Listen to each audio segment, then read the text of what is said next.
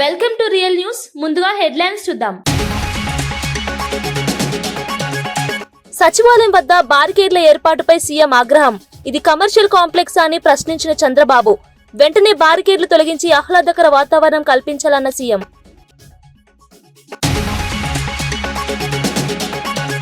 పవన్ కళ్యాణ్ వ్యాఖ్యలపై కవిత ఫైర్. తెలంగాణ నాయకుల దిష్టి కళ్లతో కోనసీమ పాడైందని ఆయన అంటున్నారు.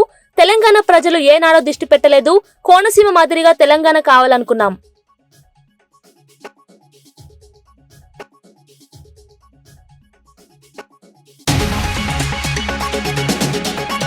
రాహుల్ ను ప్రశ్నించే హక్కు కేటీఆర్ కు లేనే లేదన్న జగ్గారెడ్డి. రాహుల్ వాదన ప్రజల హితమేనని జగ్గారెడ్డి వాదన. రాజకీయ విమర్శలు బాధ్యతగా ఉండాలి అన్న హెచ్చరిక.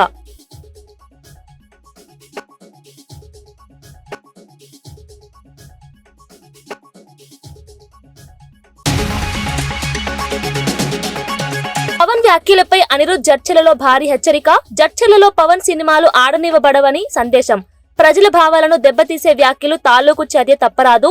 రాజకీయ బాధ్యతతోనే నేతలు వ్యవహరించారన్న అనిరుద్.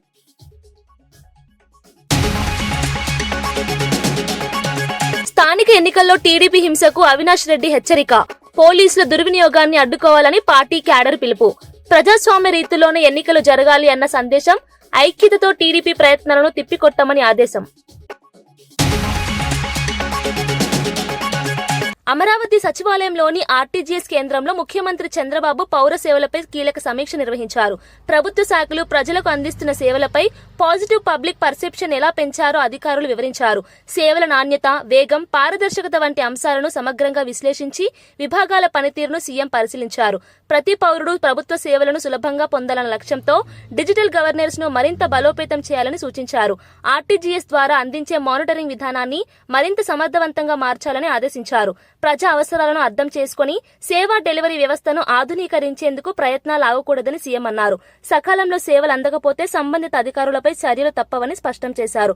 ప్రజల జీవితం మెరుగుపడేలా సేవల నాణ్యత పెంచడమే ప్రభుత్వ ప్రధాన బాధ్యత అని సీఎం చంద్రబాబు వ్యాఖ్యానించారు. మాజీ మంత్రి ఎమ్మెల్యే సబితా ఇంద్రారెడ్డి దివ్యాంగుల దినోత్సవాన్ని అధికారికంగా జరపకపోవడం కాంగ్రెస్ ప్రభుత్వ నిర్లక్ష్యానికి నిదర్శనమని మండిపడ్డారు. ముఖ్యమంత్రికే సోయి లేకపోవడంతో పాటు మంత్రులు, అధికారులు కూడా పట్టించుకోకపోవడం బాధాకరమని ఆమె అన్నారు.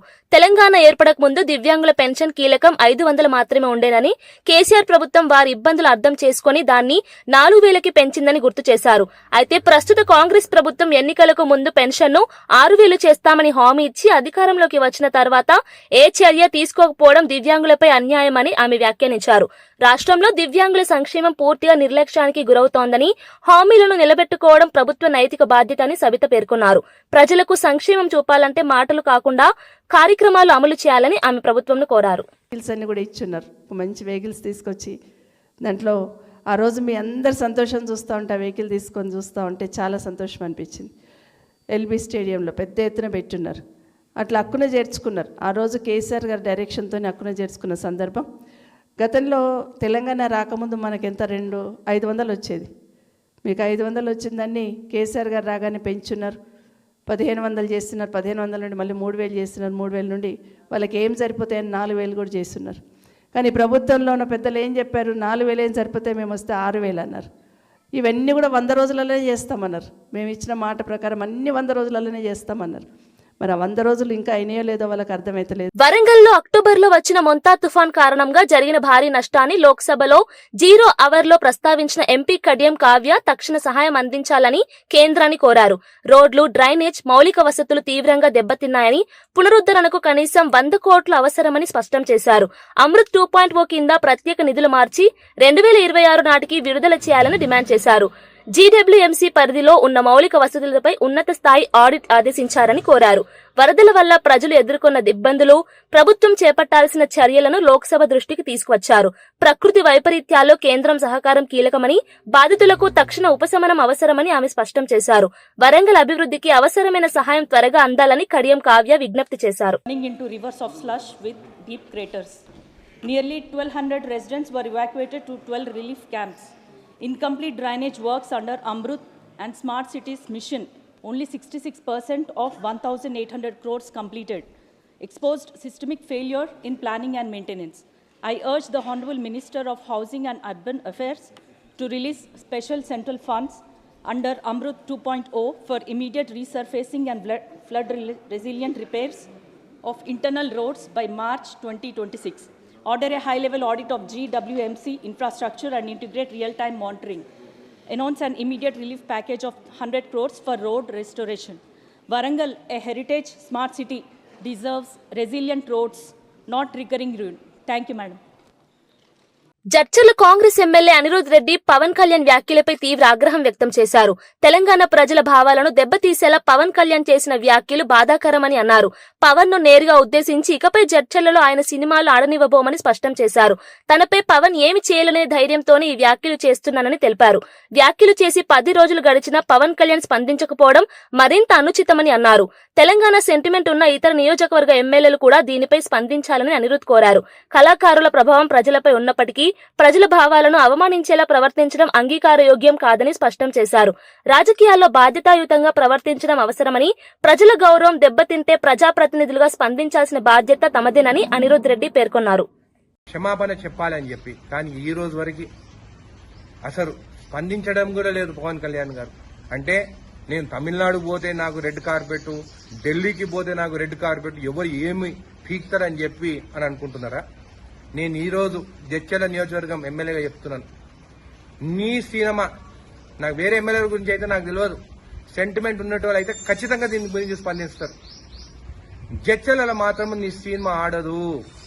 నేను జడ్చర్ల ప్రజలకు కూడా చెప్తున్నాను, మొన్న కూడా చెప్పినాను, నేను కూడా పవన్ కళ్యాణ్ ఫ్యాన్ అని చెప్పి. కానీ నాకు sentiment important, Telangana sentiment important. నాకు జడ్చర్ల యువకులకు కూడా చెప్తున్నాను, మనని నరదిష్టి అని రాక్షసులతో పోల్చడం మాత్రం కరెక్ట్ కాదు. టీటీడీ బోర్డు సభ్యుడు భానుప్రకాష్ రెడ్డి సీఎం రేవంత్ రెడ్డి హిందూ దేవుళ్లపై చేసిన వ్యాఖ్యలపై తీవ్ర అసంతృప్తి వ్యక్తం చేశారు. అలాంటి వ్యాఖ్యలు హిందూ సమాజాన్ని బాధ పెట్టడమే కాకుండా సమాజంలో విభేదాలను పెంచుతాయని ఆయన అన్నారు. ముఖ్యమంత్రి పదవిలో ఉండి హిందూ దేవుళ్లను విమర్శించడం చాలా బాధాకరమని పేర్కొన్నారు. వెంటనే హిందువులకు క్షమాపణ చెప్పాలని స్పష్టంగా డిమాండ్ చేశారు. అల్లా లేదా జీసస్ గురించి మాట్లాడే ధైర్యం మీకుందా అని ప్రత్యక్షంగా ప్రశ్నిస్తూ హిందూ దేవుళ్లను మాత్రమే లక్ష్యంగా చేసుకోవడం రాజకీయ ద్వంద్వ వైఖరి అని మండిపడ్డారు. రాష్ట్ర ప్రజల మనోభావాలను దెబ్బతీసే ఇలాంటి వ్యాఖ్యలు ప్రజాస్వామ్యానికి ప్రమాదకరమని చెప్పారు. హిందువులు ఆరాధ్యంగా కొలుస్తున్నటువంటి దేవతల పట్ల మీరు మాట్లాడిన మాటల్ని వెనక్కి తీసుకుని బేషరతుగా హిందువులకు క్షమాపణ చెప్పాలని చెప్పి నేను డిమాండ్ చేస్తున్నాను. ఈ రోజు హిందువులు రాయిని, రప్పని, పుట్టని, చెట్టుని, గుట్టని పూజ చేస్తారు. అది మా సాంప్రదాయం, మన సాంప్రదాయం. కొన్ని వేల సంవత్సరాలుగా వస్తున్న సాంప్రదాయాల్ని ఈ రోజు అవహేళన చేస్తూ నువ్వు రాజకీయాలకి ముడిపెడుతూ, రాజకీయాలకి ఏ రోజు ఏ పార్టీలో ఉంటారో తెలియదు. రైల్వే స్టేషన్ లో, బస్ స్టాండ్ లో టైం టేబుల్ మారగా ఈ రోజు ఒక పార్టీలో ఉంటే రేపు ఇంకో పార్టీలో ఉంటారు. నువ్వు కూడా 2-3 పార్టీలు తిరిగి వచ్చినట్టు వ్యక్తివి. నువ్వు రాజకీయాల్ని దేవుల్ని అనుసంధానం చేస్తూ నువ్వు మాట్లాడడం ఇది నీ రాజకీయ దిగజారుడుతనానికి నిదర్శనం. వెంటనే నువ్వు హిందువులకు క్షమాపణ చెప్పాలని చెప్పి నేను గట్టిగా డిమాండ్ చేస్తున్నాను. కాంగ్రెస్ పార్టీ జాతీయ స్థాయిలో పూర్ణంగా విఫలమైందని బీఆర్ఎస్ వర్కింగ్ ప్రెసిడెంట్ కేటీఆర్ తీవ్ర విమర్శలు చేశారు. బీజేపీకు ప్రత్యామ్నాయ బలం, ఎజెండా లేదా పాలన మోడల్ ను దేశానికి చూపడంలో కాంగ్రెస్ పూర్తిగా వెనుకబడిందని అన్నారు. దేశవ్యాప్తంగా జరుగుతున్న కీలక రాజకీయ మార్పులకు కూడా కాంగ్రెస్ స్పందన మందగించిందని పేర్కొన్నారు. కాంగ్రెస్ కు నాయకత్వం లోపించడమే కాకుండా దేశ ప్రజలకు నమ్మకాన్ని కలిగించే విధానాలు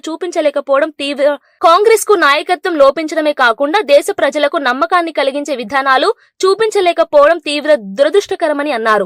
బీఆర్ఎస్ మాత్రం తెలంగాణ అభివృద్ధి మోడల్ను దేశానికి చూపగల సామర్థ్యం ఉందని కేటీఆర్ తెలిపారు. విభాగాల వారీగా, రంగాల వారీగా ఎన్నికలను ఎదుర్కోవడానికి సిద్ధంగా ఉన్నామని చెప్పారు. దేశానికి ప్రస్తుత పరిస్థితుల్లో బలమైన ప్రత్యామ్నాయం అవసరముందని, కాంగ్రెస్ ఆ పాత్రను పోషించలేకపోయిందని కేటీఆర్ వ్యాఖ్యానించారు.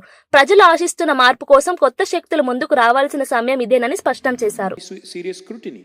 BJP is able to, win election after election because the biggest asset of Prime Minister Modi, if you ask me, is Mr. Rahul Gandhi himself. That is a reality. You can see.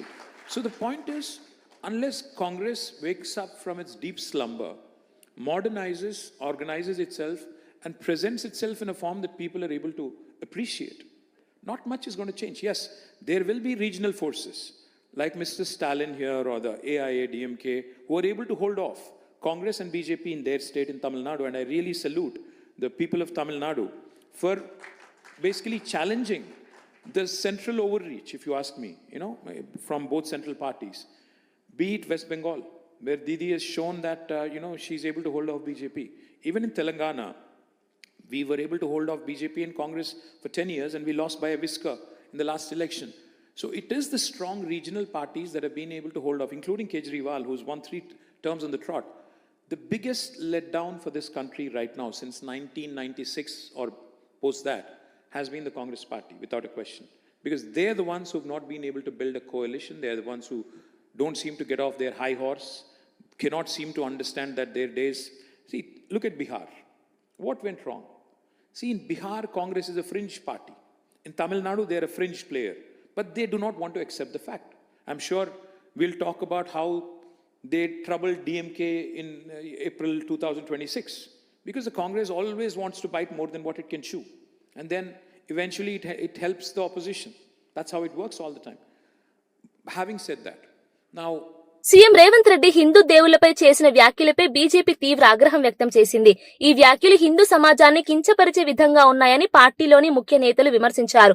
దీన్ని వ్యతిరేకిస్తూ రాష్ట్రం వ్యాప్తంగా ప్రతి నియోజకవర్గంలో భారీ నిరసన కార్యక్రమాలు నిర్వహించాలని బీజేపీ రాష్ట్ర నాయకత్వం ఆదేశాలు జారీ చేసింది. హైదరాబాద్ లో యువ మోర్చా మరియు మహిళా మోర్చా ఆధ్వర్యంలో పెద్ద ఎత్తున ఆందోళన జరుగుతున్నాయి. ప్రజల భక్తి భావాలను దెబ్బతీసేలా ముఖ్యమంత్రి ప్రవర్తించడం అంగీకారయోగ్యం కాదని బీజేపీ స్పష్టం చేసింది. ప్రభుత్వంలో ఉన్న వ్యక్తి ధర్మ సంబంధిత అంశాలపై వ్యాఖ్యలు చేయడం సమాజంలో విద్వేషాన్ని పెంచుతుందని హెచ్చరించింది. సీఎం వెంటనే ప్రజలకు క్షమాపణ చెప్పాలని డిమాండ్ చేస్తూ హిందూ సమాజం భావాలను గౌరవించడం ప్రభుత్వ బాధ్యత అని బీజేపీ తెలిపింది. ఈ వ్యాఖ్యలపై తమ పోరాటం కొనసాగుతుందని నాయకులు వెల్లడి. బాపట్ల జిల్లా ఇంకొల్లు పోలీసులు అంతరాష్ట్ర దొంగ లలితను అరెస్ట్ చేశారు. ప్రయాణికుల దృష్టి మరల్చి బస్టాండ్లలో చోరీలకు పాల్పడుతున్న ఆమెను ట్రాకింగ్ చేసి పట్టుకున్నట్లు ఎస్పీ ఉమామహేశ్వర్ తెలిపారు. నిందితురాలి వద్ద నుండి 136 గ్రాముల బంగారు ఆభరణాలు, సుమారు 15 లక్షల విలువైన వస్తువులు స్వాధీనం చేసుకున్నట్లు వెల్లడించారు. లలిత అలియాస్ పద్మ నెల్లూరు జిల్లా కావలి ప్రాంతానికి చెందినది. ఆమె ఆంధ్రప్రదేశ్ తెలంగాణ రాష్ట్రాల్లో ఆర్టీసీ బస్టాండ్లు, రద్దీకూడలు, మార్కెట్లలో అవకాశాన్ని పురస్కరించుకుని చోరీలు చేసేది. మొత్తం 17 కేసుల్లో ఆమె నిందితురాలిగా ఉన్నట్లు పోలీసులు గుర్తించారు. ప్రతిభావంతంగా పనిచేసి నిందితురాలిని పట్టుకున్న ఇంకొల్లు పోలీసులకు ఎస్పీ అభినందనలు తెలిపారు. ప్రజలు అప్రమత్తంగా ఉండాలని, అనుమానాస్పద వ్యక్తులను వెంటనే పోలీసులకు సమాచారం ఇవ్వాలని సూచించారు. 2020లో కూడా జైలుకి వెళ్లి జైలు శిక్ష అనుభవించడం జరిగింది. తిరిగి జైలు నుంచి రిలీజ్ అయిన తర్వాత కూడా ఈ నేరాలకు పాల్పడుతుంది. ఇటీవల ఇంకొల్లు ప్రాంతంలో ఇటువంటి నేరాలు నమోదవడంతో ప్రత్యేక టీంని ఇంకొల్లు పోలీసుతో ఫామ్ చేసి ఈ చోరీలకు పాల్పడుతున్నటువంటి గ్యాంగ్ మీద దృష్టి పెట్టడం జరిగింది. ఈ క్రమంలో ఈ అంతర్రాష్ట్ర నిందితురాలను పట్టుకోవడం జరిగింది.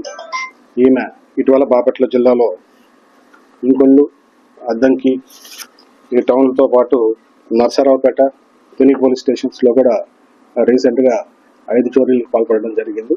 ఈ 5 చోరీలకు సంబంధించినటువంటి 15 లక్షలైనటువంటి 136 గ్రాముల బంగారు. పవన్ కళ్యాణ్ చేసిన తెలంగాణ దిష్టి వ్యాఖ్యలపై జాగృతి అధ్యక్షురాలు కల్వకుంట్ల కవిత తీవ్రంగా స్పందించారు.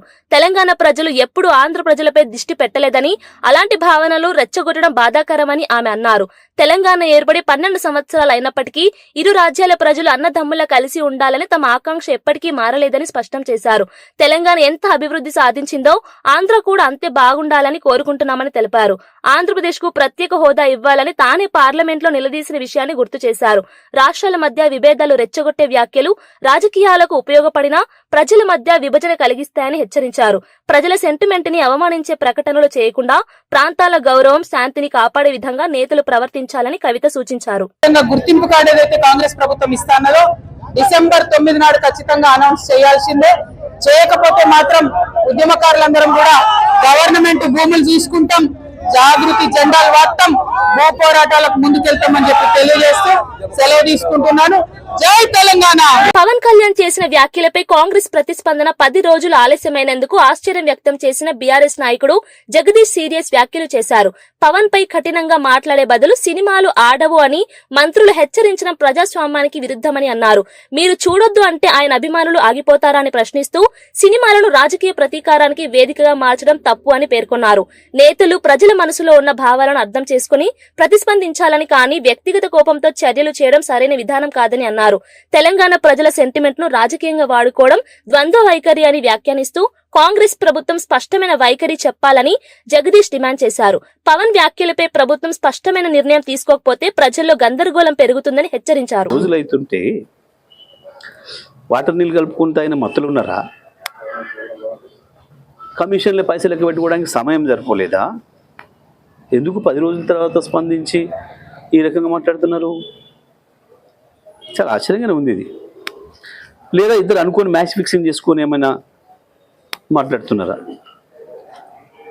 10 రోజులు పడుతుందా ఒక విషయం మీద స్పందించడానికి? అంటే వీళ్ళు స్పృహలో లేనట్టే లెక్క కదా. బహుశా ఆ రోజుకో ముందు రోజుకో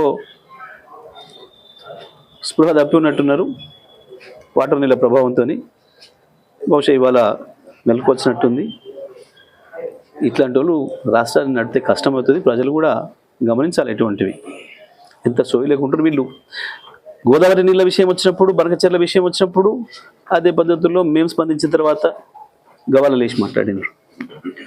కృష్ణ నీళ్ళ కేసులు వచ్చినాడు, మొత్తమే కేంద్రం చేతుల్లోకి పెత్తనం తీసుకుంటుంది కృష్ణ నీళ్ళ పైన అన్ననాడు. మేము మాట్లాడినప్పుడు బుకాయించారు. చివరికి కేసీఆర్ గారు వచ్చి నల్లగొండలో 1,00,000 మంది రైతులతో మీటింగ్ పెట్టి మీరు చేస్తారా మేము ఉద్యమించాలంటే గవాల తెల్లారి అసెంబ్లీలో పెట్టి మళ్ళీ తీర్మానాలు చేశారు. తెలంగాణ హక్కుల పట్ల, తెలంగాణ ఆశల పట్ల, తెలంగాణ ఆకాంక్షల పట్ల వీళ్ళకి ఏమాత్రం సోయి లేదు, బాధ్యత లేదు ఇవాళ ఉన్న ప్రభుత్వానికి. కేవలం కమిషన్ల దందా కొరకు, ప్రభుత్వాన్ని ప్లాట్ల దందా కొరకు వాడుతున్నారు. ఉన్న భూముల్ని మందికి అప్పనంగా అప్పచెప్పి వాళ్ళ బొక్కసాలు నింపుకోవడానికి వాడుకుంటున్నారు ప్రథమం తప్ప అసలు ఏమాత్రం సోయి లేదు, జ్ఞానం లేదు. ఇవాళ ఏందో సినిమాలు ఆపుతాం, సినిమాలు నడవు, ఏం నడవు, నీ బొంద నడవు. సినిమాలు ఆయన విమలు ఆయనకు ఉంటారు, నువ్వు వద్దంటే ఆగరు చూస్తారు. అది కాదు నువ్వు మాట్లాడాల్సిన మాట. మనం మాట్లాడేది కూడా ప్రజాస్వామికంగానే ఉండాలి. మనం మాట్లాడేది కూడా ప్రజలు నచ్చినట్టు ఉండాలి. కేవలం సెన్సేషన్ కొరకు, కొద్దిమంది వినోదాన్ని కలిగించడం కొరకు, ఛానళ్ళలో కాసేపు టైంపాస్ చేయడం కొరకు మాట్లాడే ఈ బాధ్యత లేని మంత్రులు ఉంటే ఇట్లనే ఉంటుంది ప్రాంతం పరిస్థితి. నేను చెప్పేది పవన్ కళ్యాణ్ గారికి సలహా ఇచ్చేది ఉపసంహరించుకుని చెప్తే మంచిది sir. TPCC working president Jaggareddy మీడియాతో మాట్లాడుతూ రాహుల్ గాంధీని ప్రశ్నించే నైతిక, రాజకీయ హక్కు కేటీఆర్ కు లేదని గట్టిగా విమర్శించారు. దేశవ్యాప్తంగా ప్రజాస్వామ్యం, రాజ్యాంగ విలువలను కాపాడేందుకు రాహుల్ గాంధీ చేస్తున్న పోరాటం ఎవరికీ అందనిదని చెప్పారు. కేటీఆర్ సొంత రాజకీయ ప్రయోజనాల కోసం మాత్రమే వ్యాఖ్యలు చేస్తారని, దేశానికి ప్రత్యామ్నాయ నాయకత్వం గురించి మాట్లాడే అర్హత ఆయనకు లేదని అన్నారు. కాంగ్రెస్ పార్టీ ప్రస్తుత పరిస్థితుల్లో బలమైన ప్రతిపక్షంగా పనిచేస్తోందని, రాహుల్ గాంధీ దేశ ప్రజల మనసులో విశ్వాసాన్ని పెంపొందిస్తున్నారని వివరించారు. కాబట్టి మీరు నైతికంగా, రాజకీయంగా ఎటు చూసినా రాహుల్ గాంధీ గారి యొక్క పర్సనాలిటీని ప్రశ్నించే నైతిక హక్కు, ఆ పర్సనాలిటీ కేటీఆర్ కాదు అనేది కాంగ్రెస్ పార్టీ స్పష్టంగా మీడియా ద్వారా తెలియజేస్తుంది. Number 1 point. అయితే నేనేమంటున్నానంటే రాహుల్ గాంధీ గారు ఎంత గొప్పోడో మీకు చెప్పడానికి సాక్ష్యం జగ్గారెడ్డి, నా ఫ్రెండ్ కుసుమ్ కుమార్. మళ్ళీ చెప్తున్నా, రాహుల్ గాంధీ ఎంత గొప్పోడో ఒక సాక్ష్యం, రాష్ట్ర విభజన కంటే ఒక సాక్ష్యాన్ని నేను రాహుల్ గాంధీ గారు, అప్పుడు నాకు రాహుల్ గాంధీ గారి నేను ఎవరో తెలియదు, జగ్గారెడ్డి అంటే ఎవరో రాహుల్ గాంధీ గారు తెలియదు. నేను సాధారణమైన ఒక కాంగ్రెస్ పార్టీలో ఒక ఎమ్మెల్యేని, కాంగ్రెస్ పార్టీ ఎమ్మెల్యేని, నేను ఎవరో రాహుల్ గాంధీ తెలియదు. అప్పుడు ఇంతమంది ఎమ్మెల్యేలు నేను ఒక ఎమ్మెల్యేని ఎట్లా గుర్తుపడతాడు? పాసిబుల్ ఉండదు మాకు అట్లా. ప్రాంతీయ పార్టీ కాదు కదా గుర్తుపట్టడానికి, దేశం జాతీయ పార్టీ. అయితే ఆ రోజు చెప్పిన భయ్ అందరం కలిసి ఉందాము. నేను అన్న ఆలోచన వేరు, నా ఆలోచన వేరు, నా డిజైన్ వేరు. భయ్ అందరం కలిసి ఉందాం భయ్, ఎందుకు ఇదంతా. అందుకే కొంత వివరణ ఇచ్చిన. మళ్ళీ ఎక్కువ దాంట్లో పోనీగా నేను, ఎందుకంటే మెయిన్ టాపిక్ రావాలి ఇప్పుడు, ఇందులో మెయిన్ టాపిక్ రావాలి ఇప్పుడు. ఫోనా బంద్ కర్లేవు ప్లీజ్. అయితే ఆ టైంలో నేను కుసుమ్ కుమార్, మా ఫ్రెండ్ జడ్డి కుసుమ్ తోట అన్న, అప్పటికి ఇంకా రాష్ట్ర విభజన డిక్లేర్ కాలే, ఇంకా 8 months ఉంది, ఇంకా అంతే కదా హరి, ఇంకో 8 months ఉంది. సోనియా గాంధీ కూర్చోవచ్చు అట్లా జాగుంది పోరా, ఎందుకు లేనాడు,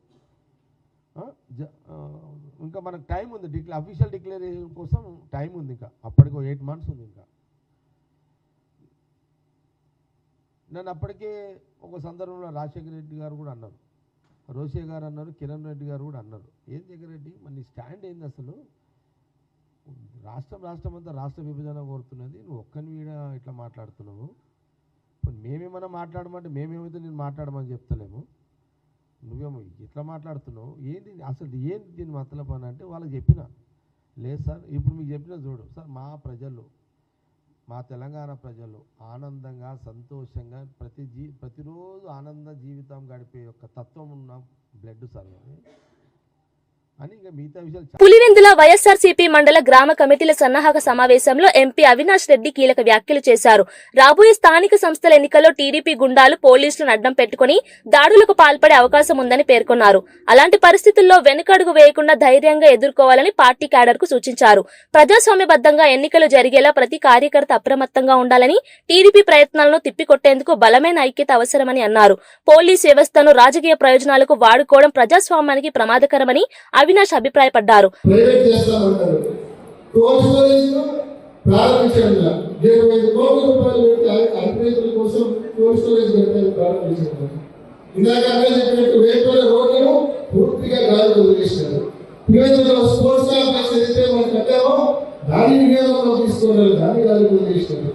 మనం చేపట్టిన అన్ని మంచి కార్యక్రమాలు కూడా కనీసం మెయింటైన్ చేయలేని పరిస్థితిలో ఉంది ప్రభుత్వం.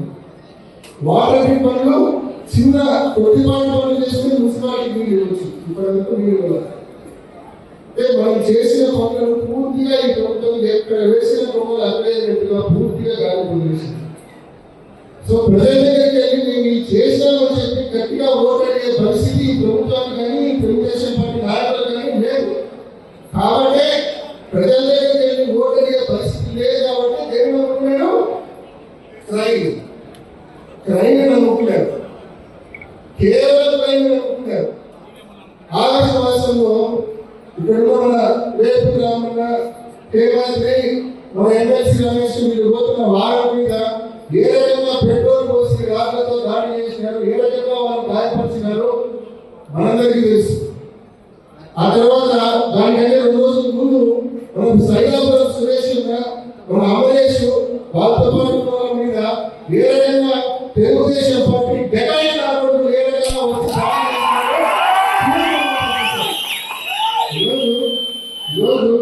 ఈరోజు పొద్దున్నకి వస్తా ఉంటే చెప్తున్నారు, ఎవరు చెప్తా ఉన్నారు, ఆ రోజు రాము మీద దాడి చేసిన వాళ్ళు, సురేష్ మీద దాడి చేసిన వాళ్ళు, వాళ్ళకంట ఈ ప్రభుత్వం గన్నలు ఇస్తా ఉందట, వాళ్ళకి ఈ డెకాయిట్ ఆడవాళ్ళు ఇలా బాగా చేయండి, గన్నలు ఇస్తా ఉన్నారు. ఈరోజు పొద్దున్న నాకు తెలుసు ఎవరైతే ఈ దాడిలో పాల్గొన్నారో చంద్రబాబు నాయుడు గారు వాళ్ళని మెచ్చుకొని అవార్డు ఇస్తే బాగుంటుంది కాబట్టి గవర్నమెంట్ ఇస్తున్నారు. సో ఇటువంటి ఈ రకంగా తెలుగుదేశం పార్టీ ఈ ఊరికి కానీ ఈ రాష్ట్రానికి కానీ చేసింది ఏమీ లేదు, చెప్పుకోవడానికి ఏమీ లేదు, ఓట్లు అడిగే దమ్ము ధైర్యం లేదు, ఓట్లు అడిగే హక్కు లేదు. అవేమీ లేవు కాబట్టి క్రైమ్ నమ్ముకున్నారు. వాళ్ళ దగ్గర 20 విరాళాలు చేసే వాళ్ళు ఉన్నారు. వాళ్ళందరికీ గవర్నమెంట్ ఇచ్చి ప్రోత్సహిస్తున్నారు. కేవలం క్రైమ్ నమ్ముకొని ఈ నియోజకవర్గంలో కానీ రాష్ట్రంలో కానీ తెలుగుదేశం పార్టీ రాజకీయాలు చేసే పరిస్థితి వచ్చింది. దానితో పోలీసులు ఇంత దూరమైన పోలీసులు నేనే కాదు, మీలో చాలా మంది ఇంత దూరమైన పోలీసు ఎప్పుడు చూసేవారు. పులివెందులలో ఉన్న డిఎస్పీ దగ్గర నుంచి మొదలు పెడితే ఇంత ఘోరమైన ఇంత వర్స్ట్ పరిస్థితి ఎప్పుడు చూసేవారు. మన మీద దాడి జరిగితే, మన వాళ్ళ మీద దాడి జరిగితే మనం ఒక కంప్లైంట్ ఇస్తే ఆ పక్క కేసు కట్టకుండా అటువైపు నుంచి మళ్ళా కౌంటర్ కేసు వరప్రసాదంలో గొడవ జరిగిందని మన చైర్మన్ పరామర్శించకపోతే రాజశేఖర రెడ్డి గారి విగ్రహం చుట్టూ తెలుగుదేశం తోరణాలు పెట్టి మనలో పోయి ఆ తోరణాలు మాత్రం తీస్తే తోరణాలు ఏముంటుంది, తాడు కట్టేస్తే సెషన్ దిక్కుమని నాకు ఎవరు ఉంటారా?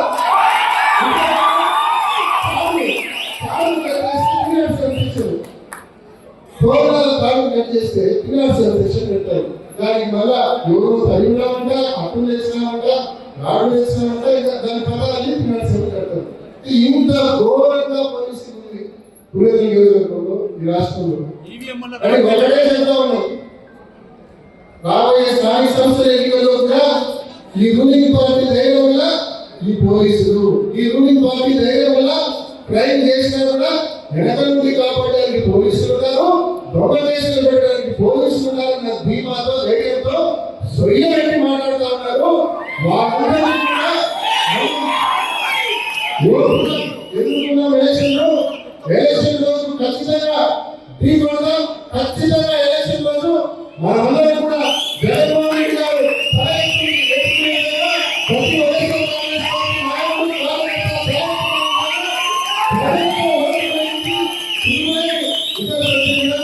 ప్రతి ఒక్కరు కూడా రాబోయే ఎన్నికలను ప్రతిష్టాత్మకంగా మనమందరం కూడా తీసుకున్నామనే విషయాన్ని కూడా మీ అందరికీ మనం చేస్తాము. ప్రజాస్వామ్యాన్ని వార్తలు ముగించే ముందు ముఖ్యాంశాలు మరోసారి. సచివాలయం వద్ద బారికేడ్ల ఏర్పాటుపై సీఎం ఆగ్రహం. ఇది కమర్షియల్ కాంప్లెక్స్ అని ప్రశ్నించిన చంద్రబాబు. వెంటనే బారికేడ్లు తొలగించి ఆహ్లాదకర వాతావరణం కల్పించాలన్న సీఎం.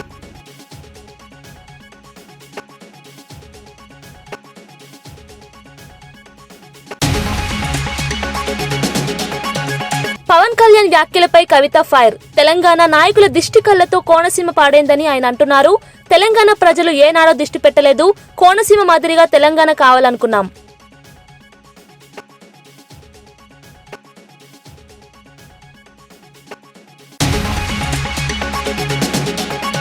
రాహుల్ ను ప్రశ్నించే హక్కు కేటీఆర్ కు లేనే లేదన్న జగ్గారెడ్డి. రాహుల్ వాదన ప్రజల హితమేనని జగ్గారెడ్డి వాదన. రాజకీయ విమర్శలు బాధ్యతగా ఉండాలి అన్న హెచ్చరిక.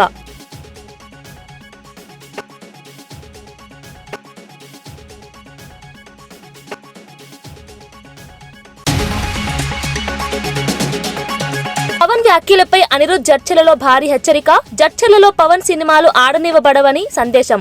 ప్రజల భావాలను దెబ్బతీసే వ్యాఖ్యలు తాలూకు చర్య తప్పరాదు. రాజకీయ బాధ్యతతోనే నేతలు వ్యవహరించారన్న అనిరుద్.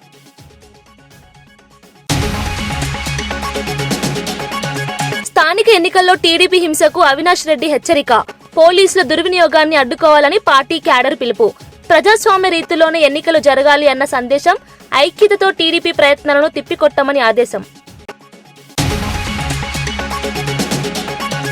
ఇవి ఈనాటి వార్తా విశేషాలు.